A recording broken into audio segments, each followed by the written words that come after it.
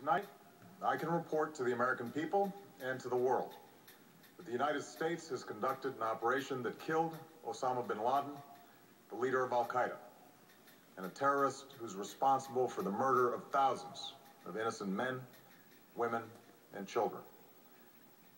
It was nearly 10 years ago that a bright September day was darkened by the worst attack on the American people in our history. The images of 9/11 are seared into our national memory. Hijacked planes cutting through a cloudless September sky, the Twin Towers collapsing to the ground, black smoke billowing up from the Pentagon, the wreckage of Flight 93 in Shanksville, Pennsylvania, where the actions of heroic citizens saved even more heartbreak and destruction. And yet we know that the worst images are those that were unseen to the world. The empty seat at the dinner table, children who were forced to grow up without their mother or their father, parents who would never know the feeling of their child's embrace, nearly 3,000 citizens taken from us, leaving a gaping hole in our hearts. On September 11th, 2001, in our time of grief, the American people came together. We offered our neighbors a hand, and we offered the wounded our blood. We reaffirmed our ties to each other and our love of community and country. On that day, no matter where we came from, what God we prayed to, or what race or ethnicity we were united as one American family. We were also united in our resolve to protect our nation and to bring those who committed this vicious attack to justice. We quickly learned that the 9/11 attacks were carried out by Al-Queda, an organization headed by Osama bin Laden, which had openly declared war on the United States and was committed to killing innocents in our country and around the globe. And so we went to war against Al-Queda to protect our citizens, our friends, and our allies. Over the last 10 years, thanks to the tireless and heroic work of our military and our counterterrorism professionals, we've made great strides in that effort. We've disrupted terrorist attacks and strengthened our homeland defense. In Afghanistan, we removed the Taliban government, which had given bin Laden and Al-Queda safe haven and support. And around the globe, we worked with our friends and allies to capture or kill scores of Al-Queda terrorists, including several who were a part of the 9/11 plot. Yet, Osama bin Laden avoided capture and escaped across the Afghan border into Pakistan.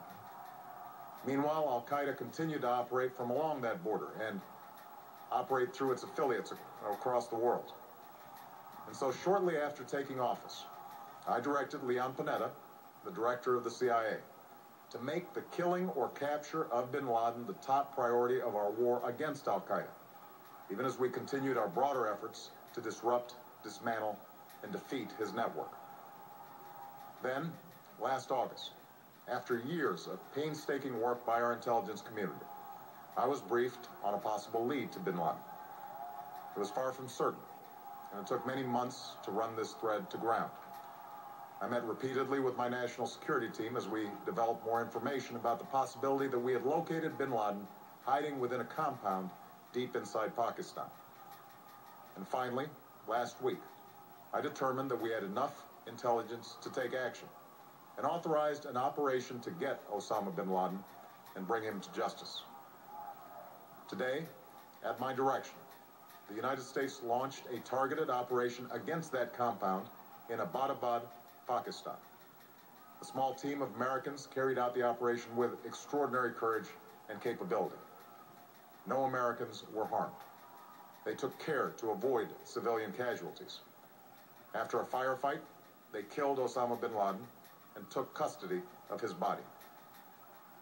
For over 2 decades, bin Laden has been Al-Qaeda's leader and symbol, and has continued to plot attacks against our country and our friends and allies. The death of bin Laden marks the most significant achievement to date in our nation's effort to defeat Al-Qaeda. Yet his death does not mark the end of our effort. There is no doubt that Al-Qaeda will continue to pursue attacks against us. We must, and we will, remain vigilant at home and abroad. As we do, we must also reaffirm that the United States is not and never will be at war with Islam. I've made clear, just as President Bush did shortly after 9/11, that our war is not against Islam. Bin Laden was not a Muslim leader. He was a mass murderer of Muslims. Indeed, Al-Queda has slaughtered scores of Muslims in many countries, including our own. So his demise should be welcomed by all who believe in peace and human dignity. Over the years, I've repeatedly made clear that we would take action within Pakistan if we knew where bin Laden was. That is what we've done. But it's important to note that our counterterrorism cooperation with Pakistan helped lead us to bin Laden and the compound where he was hiding. Indeed, bin Laden had declared war against Pakistan as well and ordered attacks against the Pakistani people. Tonight, I called President Zardari, and my team has also spoken with their Pakistani counterparts. They agree that this is a good and historic day for both of our nations. And going forward, it is essential that Pakistan continue to join us in the fight against Al-Queda and its affiliates. The American people did not choose this fight. It came to our shores and started with the senseless slaughter of our citizens. After nearly 10 years of service, struggle, and sacrifice, we know well the costs of war. These efforts weigh on me every time I, as Commander-in-Chief, have to sign a letter to a family that has lost a loved one, or look into the eyes of a service member who's been gravely wounded. So Americans understand the costs of war. Yet, as a country, we will never tolerate our security being threatened, nor stand idly by when our people have been killed. We will be relentless in defense of our citizens and our friends and allies. We will be true to the values that make us who we are. And on nights like this one, we can say to those families who have lost loved ones to Al-Queda's terror, justice has been done. Tonight, we give thanks to the countless intelligence and counterterrorism professionals who've worked tirelessly to achieve this outcome. The American people do not see their work, nor know their names. But tonight, they feel the satisfaction of their work and the result of their pursuit of justice. We give thanks for the men who carried out this operation, for they exemplify the professionalism, patriotism, and unparalleled courage of those who serve our country. And they are part of a generation that has borne the heaviest share of the burden since that September day. Finally, let me say to the families who lost loved ones on 9/11 that we have never forgotten your loss, nor wavered in our commitment to see that we do whatever it takes to prevent another attack on our shores.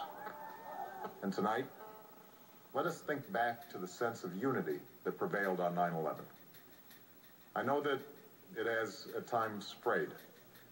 Yet today's achievement is a testament to the greatness of our country and the determination of the American people.